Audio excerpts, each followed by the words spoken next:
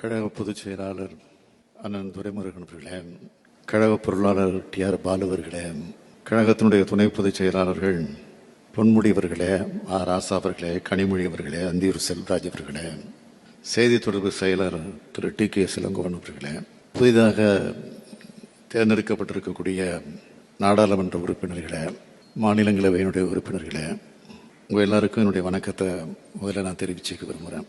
உங்களை எல்லாம் பார்க்கும்போது எனக்கு மிக மிக மகிழ்ச்சியாக இருக்குது. நான் ரொம்பவே மகிழ்ச்சியாக இருக்கேன். இன்னும் சொன்னால் திராவிட முன்னேற்ற கழகத்தினுடைய தலைவர் என்ற முறையில் இன்னும் எனக்கு பெருமையாக இருக்குது. 40க்கு 40ன்னு சொல்லி பரப்புரை பயணத்தை தொடங்கினோம். 40க்கு 40ங்கிற வெற்றியை நம்ம அடைஞ்சிட்டோம். 40க்கு 40 என்பது இந்த வெற்றி சாதாரண வெற்றி இல்லை. 2004ஆம் ஆண்டு, அதாவது 20 ஆண்டுகளுக்கு முன்னால் தலைவர் கலைஞர் அவர்கள் நமக்கு பெற்று தந்த வெற்றி இது. அந்த வெற்றியை இப்போ நம்ம பெற்றிருக்கோம். இப்போ நம்ம அடைஞ்ச வெற்றிக்கு மிக முக்கியமான சிறப்பு ஒன்று இருக்கு. 2019 நாடாளுமன்ற தேர்தலில் புதுவை உள்ளிட்ட தமிழ்நாட்டோட 39 தொகுதிகள் தான் கைப்பற்ற முடிஞ்சிச்சு. ஒரே ஒரு தொகுதியில் வெற்றி வாய்ப்பு இழந்தோம். இந்த தேர்தலில் அந்த ஒன்றையும் சேர்த்து 40க்கு 40 வென்றிருக்கோம். 2வது தேர்தலில் முழுமையான வெற்றியை பெறுவது என்பது சாதாரணமானது இல்லை, சாதனை, மிகப்பெரிய சாதனை. இது வரலாற்று சிறப்புமிக்க சாதனையாக அமைந்திருக்கிறது. இந்த சாதனை வரலாற்றில் நீங்களும் இருக்கீங்க என்பதுதான் உங்களுக்கு இருக்கக்கூடிய பெருமை. நாடாளுமன்றத்தில் அதிக அனுபவம் கொண்ட டி.ஆர். பாலு முதல் முறை எம்பி ஆகிற பலரும் இருக்கீங்க. மிக மிக குறைஞ்ச வயசுல அருண் நேரு பெரம்பலூர் எம்பி ஆகியிருக்காரு. இப்படி எல்லோரும் இதில் இருக்கீங்க. வெற்றி பெறுபவரே வேட்பாளர் என்ற அடிப்படையில் தான் உங்களுக்கு வாய்ப்பு வழங்கப்பட்டுச்சு. உங்களுக்கு இத்தகைய பெரிய வாய்ப்பை கொடுத்த கழகத்துக்கும் உங்களுக்கு வாக்களித்த தமிழ்நாட்டு மக்களுக்கும் மிக மிக உண்மையாக நீங்கள் இருக்கணும். இதுதான் கழகத் தலைவர் என்கிற முறையில் நான் வைக்கிற என்னுடைய பணிவான வேண்டுகோள். உங்களுக்கு அதிகம் சொல்ல தேவையில்லை. திராவிட முன்னேற்ற கழகம் என்ற கொள்கை குடும்பத்திலிருந்து தேர்ந்தெடுக்கப்பட்டு டெல்லி செல்கிற நீங்கள் என் பேரையும் கழகத்தோட பேரையும் காப்பாற்றணும். ஒரு சில மாநிலங்களில் தேர்தல் முடிவுகள் லேசாக மாறிடுச்சு. ஒன்றியத்தில் இந்தியா கூட்டணி தான் ஆட்சி அமைச்சிருக்கோம். அந்த மாறி இருந்தால் அது மாறி போச்சு. அதே நேரத்தில் மிகப்பெரிய பெரும்பான்மை மட்டுமல்ல, ஆட்சி அமைக்க தேவையான அளவுக்கு செல்வாக்கை கூட பாஜகவால் அடைய முடியல. 370 தொகுதியில் வெற்றி பெறுவோம், 400 தொகுதியில் வெற்றி பெறுவோம்னு சொல்லி கடைசியில் 240க்கு இறங்கிடுச்சு பாஜக. இந்த சூழலில் நாம் தமிழ்நாட்டுக்கான கோரிக்கைகளை நாடாளுமன்றத்தில் உறுதியை எடுத்து வச்சு வாதாடணும், போராடணும். ஏராளமான வாக்குறுதிகளை நான் மக்கள் மன்றத்தில் வச்சிருக்கோம். அவை எல்லாத்தையும் நாடாளுமன்றத்தை முன் வச்சு செயல்பட வைக்கணும். பலவீனமான பாஜக அரசை நம்மோட முழக்கங்கள் மூலமா செயல்பட வைக்க வேண்டிய கடமை உங்க எல்லோருக்கும் இருக்கு.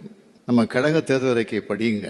கழகத்தின் கடந்த கால நிலைப்பாடுகளை உணர்ந்து தெரிந்து பார்லிமெண்ட்ல பேசுங்க. நாடாளுமன்ற விவாதங்கள் எடுத்து படிங்க. நாடாளுமன்றத்துக்கு தவறாம போகணும். முழுமையா இருந்து எல்லோருடைய பேச்சையும் கேட்கணும். கடந்த முறை எதிர்க்கட்சி வரிசையில கூட்டம் குறைவா இருந்துச்சு. ஆனா இந்த முறை 234 உறுப்பினர்கள் இருக்க போறீங்க. ஒரு விதத்துல பார்த்தா பாஜகவுக்கு சரிக்கு சமமா இந்தியா கூட்டணி எம்பிக்கள் இருக்க போறோம். இந்த வாய்ப்பை ஆக்கப்பூர்வமான விவாதங்களுக்கு பயன்படுத்திக்குங்க. சட்டமன்ற தேர்தலுக்கு இன்னும் 2 ஆண்டுகள் தான் இருக்கு. எனவே நாடாளுமன்ற உறுப்பினர் செயல்பாடுகள் மக்கள் உன்னிப்பாக கவனிப்பாங்க. அந்த எச்சரிக்கை உணர்வோடு செயல்படணும் என்று உங்க எல்லோரையும் கேட்டுக்கிறேன். உங்க டெல்லி பயணத்துக்கு ஏற்ப பொறுப்பு அமைச்சர்கள், மாவட்ட செயலாளர்கள், சட்டமன்ற உறுப்பினரோடு கலந்து பேசி நன்றி அறிவிப்புக்கான சுற்றுப்பயண திட்டத்தை விரைவில் தயார் பண்ணுங்க. எல்லா பகுதிகளுக்கு சென்ற பொதுமக்களுக்கு நன்றி தெரிவிச்சாகணும்.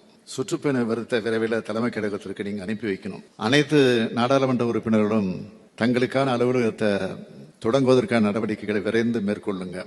தொகுதி மக்கள் நாடாளுமன்ற உறுப்பினர்கள் தொடர்பு கொள்ளும் வகையில் தொலைபேசி எண், மின்னஞ்சல் ஆகிய விவரங்களை தொகுதி மக்கள் கிட்ட கொண்டு சேர்க்கிற பணிகளில் ஈடுபடுங்க. நீங்க தொகுதியில் இருக்கிற நாட்கள்ல உங்க அலுவலகங்களில் மக்களை சந்திக்கிற நேரம் எப்போன்னு எழுதி ஒட்டி வைக்கணும். அந்த நேரத்தில் மக்கள் வந்தா உங்களை சந்திக்கிற நிலை இருக்கணும். உங்களுக்கு கிடைச்சிருக்கக்கூடிய வாய்ப்பு என்பது மிக மிக முக்கியமானது. பலத்த போட்டிகளுக்கு இடையே உங்களுக்கு தொகுதி ஒதுக்கப்பட்டது. லட்சக்கணக்கான மக்கள் உங்க மேலையும் என் மேலையும் இந்த கட்சியின் மேலையும் நம்பிக்கை வச்சு வாக்களிச்சிருக்கிறாங்க. இதோட மதிப்பு என்பது மதிப்பிடவே முடியாது. மதிப்பிட முடியாத பொறுப்பு உங்களுடைய கரங்களுக்கு வந்திருக்கு. இதை காப்பாற்றுற வகையில் மக்களை காக்கிற பணியை செஞ்சு கழகத்துக்கும் எனக்கும் தமிழ்நாட்டுக்கும் பெருமை சேர்க்கணும் என்று உங்கள் எல்லாரையும் கேட்டுக்கிறேன். தலைவர் கலைஞருடைய 100ஆண்டின் முழுமையான வெற்றியை பெற்று அவருக்கு காணிக்கையாக்குவோம்னு சொன்னேன். அதை இன்றைக்கு நாம் செய்து காட்டியிருக்கிறோம்.